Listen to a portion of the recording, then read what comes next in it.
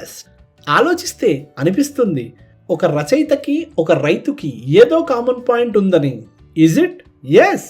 హలం పట్టిన రైతు ఎలాంటి పంటనైనా పండించగలడు, మరి కలం పట్టిన రచయిత ఎలాంటి భావాన్నైనా పలికించగలడు. అలాంటి రచయితల కోవకు చెందిన వారే మన త్రివిక్రమ్ శ్రీనివాస్ గారు. ఈయన రచయితగానే కాదు, డైరెక్టర్గా కూడా సూపర్ సక్సెస్ఫుల్.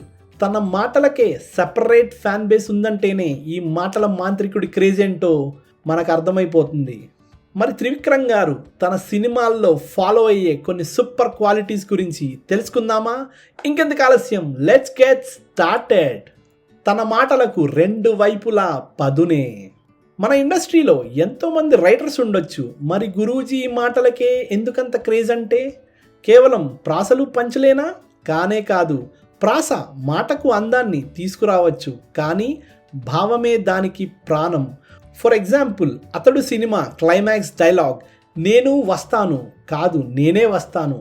ఈ డైలాగ్లో అటు ప్రాస ఇటు భావం రెండు ఒకేసారి వినబడతాయి. అందుకే ప్రేక్షకులు థ్రిల్ అయ్యారు. ఇలాంటి డైలాగ్స్ గురూజీ సినిమాల్లో ఎన్నెన్నో. Number 2, commercial values plus family values. ఒక సీన్లో ఎలివేషన్ పండాలంటే అయితే మంచి సిచ్యువేషన్ పడాలి లేదా మంచి ఎమోషన్ పండాలి. గురూజీ ఏ సినిమా అయినా తీసుకోండి, హీరోకి ఖచ్చితంగా ఫ్యామిలీ అంటే సూపర్ అటాచ్మెంట్ ఉంటుంది. ఆ ఎమోషన్ నుంచే హీరోయిజంని ఎలివేట్ చేయడంలో గురూజీ మాస్టర్. ఫర్ ఎగ్జాంపుల్, తాత ఆనందం కోసం అత్తను తిరిగి తీసుకొచ్చిన అల్లుడు, అదేనండి మన పవర్ స్టార్ గారి Attarintiki Daredi. Number 3, keep it simple but interesting. మనం గమనిస్తే త్రివిక్రమ్ గారి స్టోరీల్లో పెద్ద పెద్ద ట్విస్ట్లు, పెద్ద పెద్ద మెసేజ్లు ఉండవు. ఆయన కథలు ఎగిసిపడే అలల్లా కాకుండా అలా అలా సాగుతూ ఉంటాయి. Simple stories but interesting. మన స్టైల్లో చెప్పాలంటే అడ్వెంచర్స్, అడ్వైజ్లు బోర్ కొట్టొచ్చు, కానీ అదిరిపోయే ఎంటర్టైన్మెంట్ మాత్రం బోర్ కొట్టదు. నంబర్ 4, ద ఆ సెంటిమెంట్. కళా తపస్వి ద గ్రేట్ విశ్వనాథ్ గారికి సా సెంటిమెంట్ ఉండేదంట. లైక్ సాగర సంగమం, స్వాతిముత్యం, స్వాతి కిరణం. మరి మన త్రివిక్రమ్ గారికి ఆ సెంటిమెంట్ లైక్ అతడు, అథారిటీకి దారేది, అలవైకుంఠపురంలో అరవింద సమేత. భయ్యా మరి అజ్ఞాతవాసి మాటేంటి? ఆ ఒకటే అడకు. Number 5, love story leads to main story. ఒక సినిమా హిట్ కావాలంటే main plot, sub plot, interval bang, climax ఇలా చాలా తతంగమే ఉంది. ఇక కమర్షియల్ సినిమాల్లో అయితే లవ్ స్టోరీకి పెద్దగా రోలే ఉండదు. అఫ్కోర్స్ అన్నిసార్లు పాసిబుల్ కూడా అవ్వకపోవచ్చు.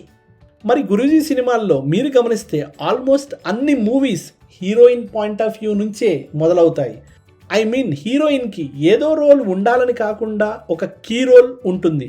For example, Nuvve Kavali, Nuvvu Naaku Nachav, Aravinda Sametha. Number 6, purpose plus power is equal to real heroism. Trivikram గారి అన్ని సినిమాల్లో హీరోకి పవరే కాకుండా ఒక గ్రేట్ పర్పస్ కూడా కంపల్సరీ. ఫర్ ఎగ్జాంపుల్, కలేజాలో ఊరిని కాపాడడం, జూలైలో బ్యాంక్ డబ్బుని వెనక్కి తీసుకురావడం. Number 7, place change is equal to pace change.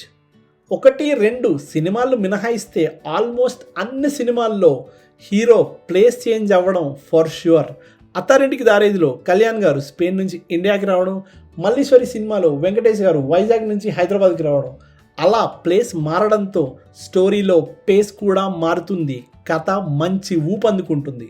Number 8, మాటల్లో సెటైర్లే కాదు, పాటలో అద్భుతమైన సాహిత్యం కూడా.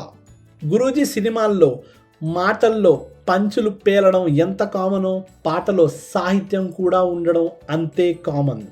ఈయన మూవీస్ 1 ఫ్లాప్ అయి ఉండొచ్చు, కానీ అన్ని మూవీస్ మ్యూజికల్గా బ్లాక్ బస్టర్. ఇలా త్రివిక్రమ్ గారి గురించి చెప్పుకుంటూ పోతే వీడియో లెంత్ ఎక్కువ అవుతుంది. ఇక్కడితో బ్రేక్ తీసుకుందాం. ఇందులో ఏ స్పెషాలిటీ మీకు నచ్చిందో కమెంట్ సెక్షన్లో చెప్పండి. ఈ వీడియో కనుక మీకు నచ్చితే లైక్ చేయండి. 1K లైక్స్ టార్గెట్ రీచ్ అయితే పార్ట్ 2 కూడా చేద్దాం.